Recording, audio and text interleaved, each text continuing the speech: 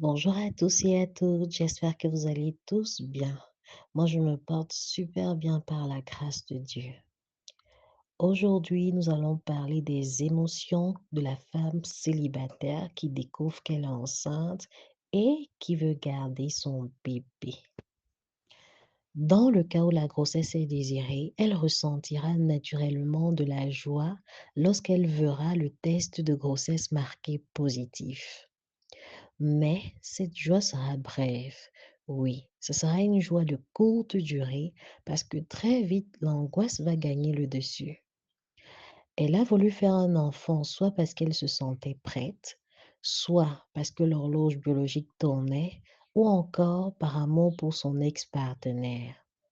Et aujourd'hui que l'enfant est là, il grandit dans son ventre et tout est réel, plusieurs autres questions existentielles vont traverser son esprit.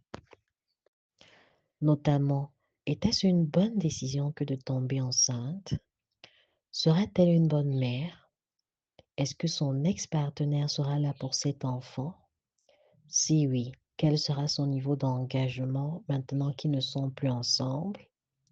Sinon, pourra-t-elle s'occuper toute seule de ce bébé, d'elle-même et des autres tâches qui l'incombaient avant la grossesse? Pourra-t-elle réussir dans la vie en tant que mère célibataire? Est-ce que son enfant sera un obstacle dans sa nouvelle relation? Sera-t-elle capable de réussir l'éducation de son enfant toute seule? Etc. Voici quelques questions classiques que se posent la plupart des mères célibataires à l'entame de leur grossesse.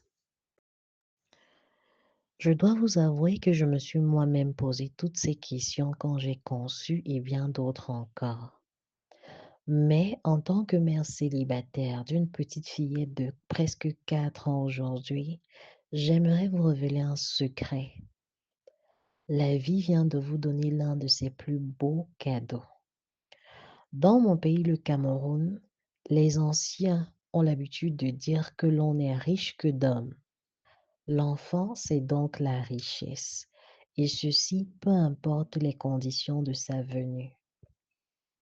Vous ne le savez pas encore, mais vous venez de démarrer une aventure qui vous procurera beaucoup de joie et c'est tout ce qui compte par rapport à la panoplie de questions qui vous viennent à l'esprit.